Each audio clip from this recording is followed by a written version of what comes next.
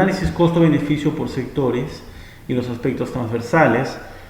Y básicamente aquí nos referimos a realizar el análisis costo-beneficio en inversiones de reducción de riesgos de desastres, donde se involucran a diferentes sectores, donde se involucra construcción, transporte, etcétera, y por lo tanto hay que tener una perspectiva transversal entre sectores.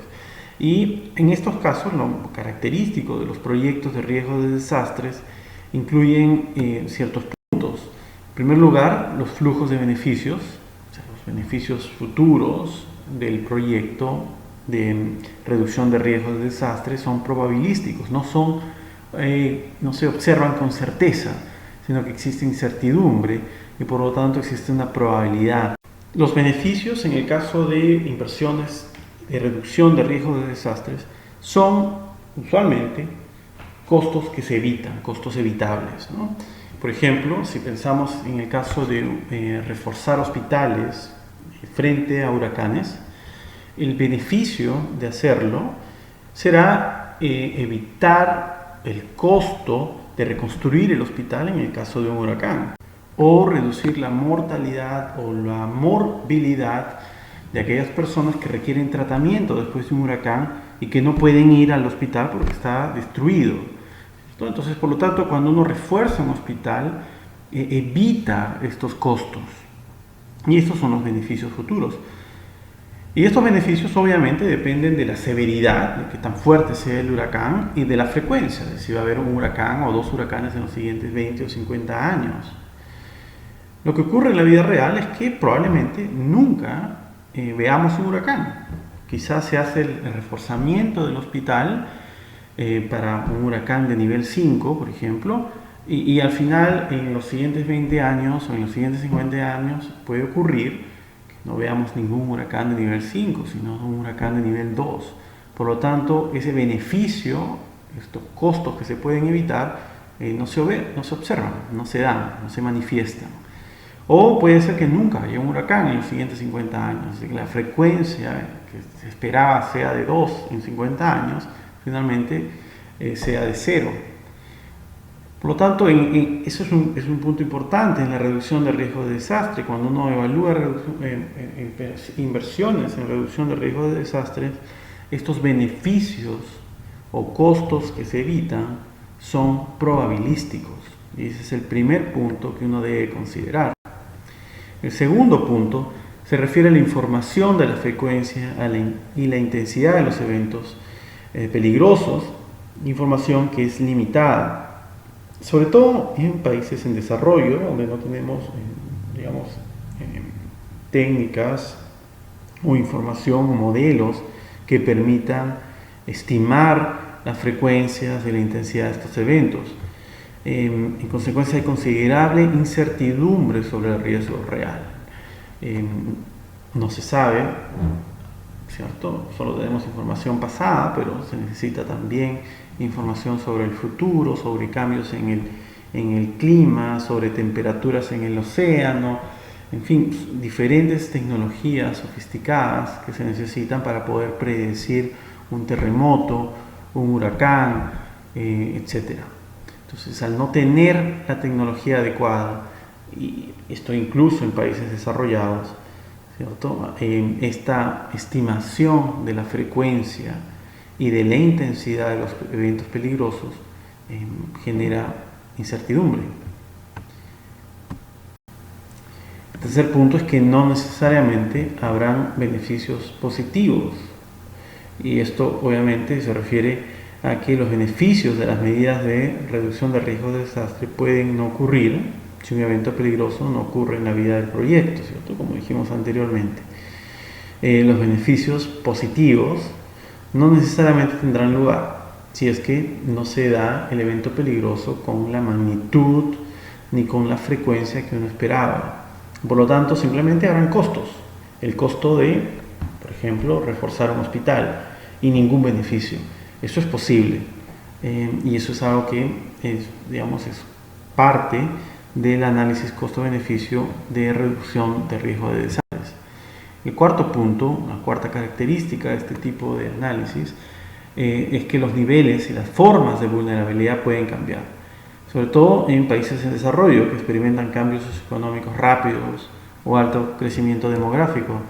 Estos efectos pueden ser positivos como negativos. Es decir, uno puede estimar, por ejemplo, inundaciones, ¿cierto? En ciertas áreas, pero si el crecimiento poblacional es de tal manera que se empiezan a crear asentamientos humanos en áreas de inundaciones, entonces cualquier estimación que hayamos hecho y deja de ser válida, y en este caso habrían cambios negativos, ¿cierto? Porque se estima costos, se estiman efectos, ¿no?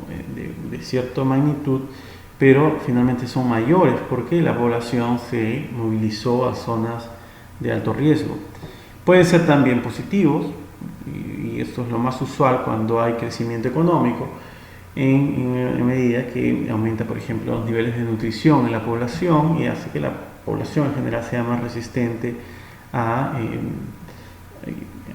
eventos adversos, ¿no? O se mejoran las condiciones de construcción de las viviendas debido al crecimiento económico, digamos, se sustituyen materiales de madera, etcétera, por concreto en las casas, y por lo tanto el impacto de un terremoto va a ser menor al esperado o al estimado. Por lo tanto, estas son condiciones cambiantes, sobre todo en países en desarrollo, que uno debe contemplar y actualizar. Los modelos de predicción necesitan ser actualizados constantemente y eso es un reto.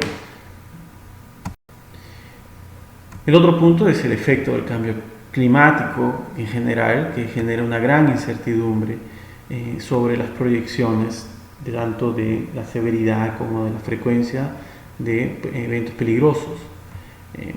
¿No? Y cuantificar el impacto del cambio climático en proyectos específicos sobre reducción de riesgo de desastre es realmente un reto. La salud es un componente importante también cuando uno evalúa reducción de riesgos de desastre. Y en general el análisis costo-beneficio en salud difiere bastante del análisis costo-beneficio en otros sectores como infraestructura, ingeniería, transportes, etc. En salud, uno de los puntos más importantes y críticos y que diferencia de otros sectores es la vida, el valor de la vida humana, ¿cierto? Es el efecto que tiene un deterioro en el estado de salud de las personas que puede llegar incluso a la muerte. Entonces, la asignación de recursos en el sector salud se basa en consideraciones de costo, pero en relación con beneficios específicos y esperados. En primer lugar, hay incertidumbre sobre el impacto de diferentes proyectos sobre la salud, y en segundo lugar, los beneficios no pueden cuantificarse en forma monetaria. Entonces, en general, el beneficio en el sector salud es mejorar el estado de salud de las personas, ¿cierto? No solo mejorar la esperanza de vida, o sea, reducir la mortalidad, sino también reducir la morbilidad. Por lo tanto, lo que se busca es reducir el riesgo de salud de una población o de individuos en particular. Para esto, el análisis costo-beneficio cambia en el caso de salud y se convierte en un análisis de costo-efectividad, en donde el costo sigue siendo el mismo, o sea, la misma, digamos, evaluación de los costos del proyecto, pero en lugar de beneficio monetario lo reemplazamos por efectividad en salud. Y efectividad puede ser medida de distintas formas. Puede ser, por ejemplo, mortalidad. La efectividad sería un proyecto que reduzca la mortalidad de un grupo, de una población. Efectividad también podría ser reducción de enfermedades crónicas, o reducción de daños, o reducción de accidentes. Uno puede contemplar un proyecto que busque reducir accidentes automovilísticos, por ejemplo. Y en este caso, en vez de cuantificar en dólares los accidentes, simplemente medimos el número de accidentes que son evitados, y ese es nuestro indicador o nuestro ratio de efectividad. Entonces, la efectividad finalmente es un índice que refleja ya sea mortalidad o morbilidad o una combinación de los dos términos. En muchos casos, el análisis costo-efectividad contempla lo que se llama valores de vida ajustados por calidad, es decir, cuántos años de vida se ganan con un determinado proyecto, 1 año, 2 años, 3 años, multiplicado por el número de personas que ganan esos años. Entonces se puede decir que un proyecto en salud puede aumentar la vida de muchas personas y en total generar, no sé, 250 años de vida en general, ¿no? Que son, por ejemplo, 1 año en 250 personas que se ven beneficiadas. Pero además, en muchos casos se ajustan los años de vida a la calidad de vida, no solo al número, no solo a la cantidad de años de vida ganados, sino a la calidad de esos años. Entonces uno puede decir, bueno, haciendo este hospital más seguro frente a huracanes, se puede ganar, digamos, 10 años más de vida, pero con discapacidad, digamos, ¿no? O sea, personas que van a poder recibir tratamiento, pero no van a poder retornar al estado de salud perfecto que tenían, sino que van a vivir con una discapacidad, digamos, que equivale al 50% de una vida completa, una vida plena. Por lo tanto, en vez de decir que ganamos 250 años, solo ganamos 200 años de vida saludable, ¿cierto? Porque ponderamos cada año de vida por la calidad de ese año de vida. ¿Okay? Entonces, la efectividad es un índice y hay distintas formas de medirlo. ¿Okay? Por lo tanto, al final, en el análisis costo-efectividad vamos a comparar estos ratios de costos a beneficios, donde el beneficio ya no va a ser un beneficio monetario, sino va a ser este índice de efectividad.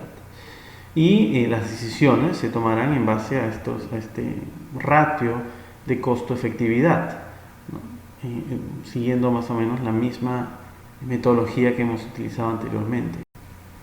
Los estimados de costos y beneficios en salud, entonces, se refiere a que cuando estimamos costos y beneficios es necesario abordar muchos problemas similares a los de otros sectores, ¿cierto? En términos de costos, sobre todo, también hay que hacer ajustes por descuentos, etc.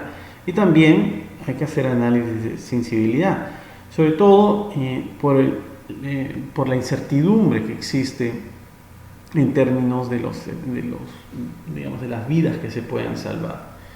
No sabemos a ciencia cierta cuántas vidas van a poder ser salvadas y con qué calidad van a ser estas vidas que se salven. Entonces, frente a esta incertidumbre, es importante hacer un análisis de sensibilidad que pueda ayudar a mejorar la confianza a la hora de tomar una decisión. Es decir, acá estamos hablando de, en vez de decir, haz un proyecto porque es costo efectivo, vamos a decir, bueno, hay 30% de probabilidad de que este proyecto sea costo efectivo, o hay 80% de probabilidad de que este proyecto sea costo efectivo, y por lo tanto añadimos el componente de incertidumbre, la incertidumbre propia de las estimaciones, de las proyecciones, etc. En salud, así como en otros sectores, por ejemplo en el caso de transporte, el valor de la vida estadística es un concepto sumamente importante que en cierta forma combina la percepción de valor de la vida y la salud asociada a diferentes edades. Y esta combinación se hace desde un enfoque estadístico o probabilístico. El valor de la vida estadística es una valoración personal o social del aumento marginal en seguridad. Es decir, cuánto valoramos reducir un riesgo, ¿okay? O cuánto valoramos la disminución en la exposición al riesgo, y esta valoración la hacemos en términos de vidas humanas salvadas.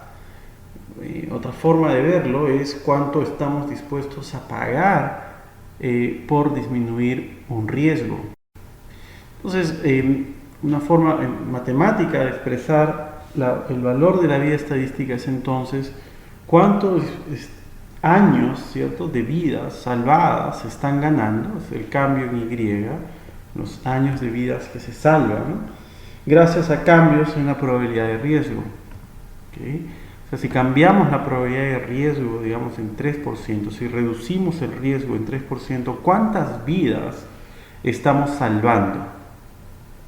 Otra forma de verlo es con este concepto de willingness to pay, cuánto estamos dispuestos a pagar para reducir el riesgo o extender la vida relativa en cambio, asociada a un menor riesgo, una menor exposición al riesgo. Es decir, cuánto estamos dispuestos a pagar, por ejemplo, para disminuir el riesgo de tener un accidente automovilístico.